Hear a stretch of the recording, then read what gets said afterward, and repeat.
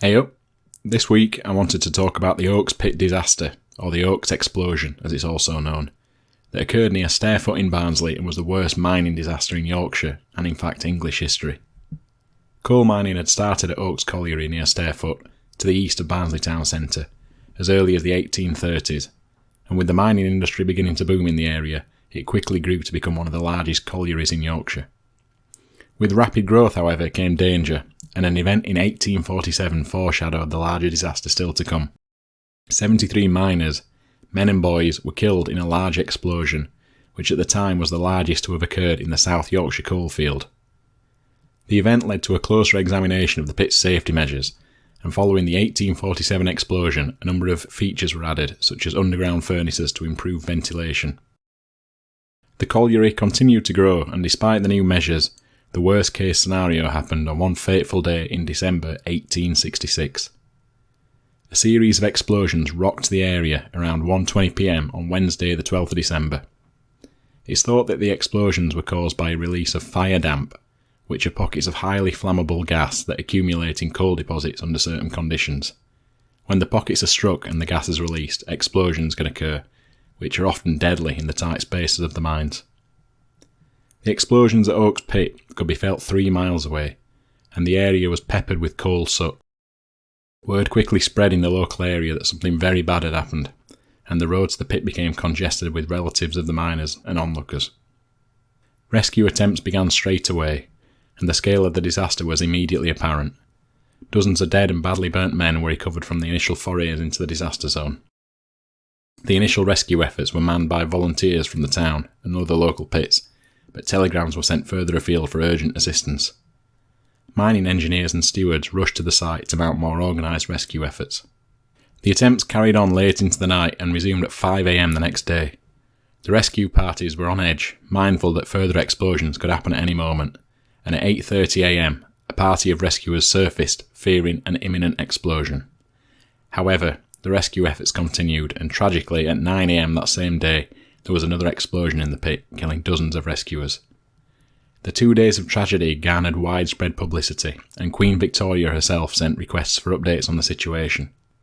In total, over 348 men died, in what was the worst mining disaster to have occurred in the British Isles up to that point.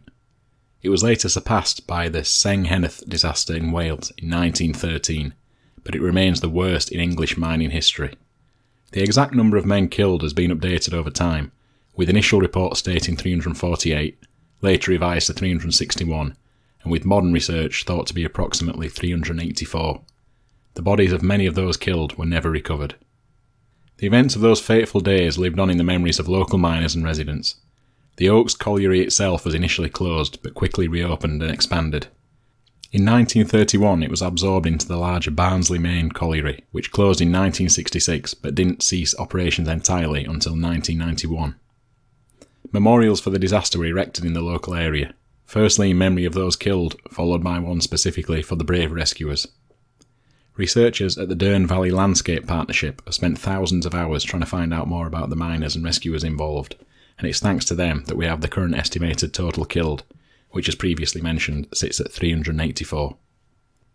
An inquest was launched immediately after the disaster to try and ascertain exactly what had contributed to the explosion, but the results were inconclusive. Reports were sent to Parliament the following year from the Mines Inspectorate, and petitions were submitted asking for an inquiry into dangerous working conditions in mines, but it fell on deaf ears. It would take a further 12 mining disasters across the UK before improvements began to be made, in the form of the 1872 Coal Mines Act. The event also lived on in songs and stories.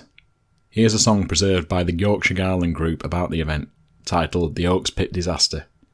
I've taken the song from the group's database and have updated it with some West Riding dialect, which felt appropriate considering the area that the event occurred in and the native dialects of many of the people involved. So without further ado, here's The Oaks Pit Disaster, taken from the Yorkshire Garland Group database, updated by me, William Rhodes. There's weeping and wailing in many a dwelling, where happiness reigned but a short time ago. For friends and relations there's folk left mourning, in accents of sadness, in accents of woe. Nah, who can console bereaved and afflicted, or comfort orphans who silent deplore? Of at cheeks at window tear is fast falling, a son, a support, he alas is no more. To Oaks Pit near town on 12th of December, about 400 colliers to work they did go. In health and in strength upon that fatal morning, not thinking at danger, they descended below. But that afternoon, without one moment's warning, coil pit exploded with a terrific roar. 348 by that fearful explosion, their lives they've lost, which we deeply deplore. Of this dreadful disaster news spread like lightning, and folk came running from both far and near, and widows and orphans their roaring were heart-rending, as they shouted for their husbands and fathers so dear, while brothers and sisters in groups of 'em were seen mourning, and old-aged parents the grey locks they tore, and maidens lamented fate of the lovers, by that fatal explosion they'll never see 'em no more. And them brave volunteers who so boldly did venture down that ill-fated pit poor sufferers to save, they did all lose their lives by that second explosion, except Samuel Brown, that young hero so brave. After 20 long hours in that gloomy sepulchre, he got to shaft and for help did implore. Mr. Embleton and Mamet went down and they fon him, and brave Brown in life to surface they did bore. That direful explosion at Oaks Pit near Barnsley, off at mining districts has cast a sad gloom. On 400 colliers in Oaks Pit that morning, now 348 lie down in tomb. They've left aged parents with nobody to befriend 'em, whose pleasure on earth it forever has fled, and who now will comfort widows and orphans, who mourns for their friends that now sleep with dead.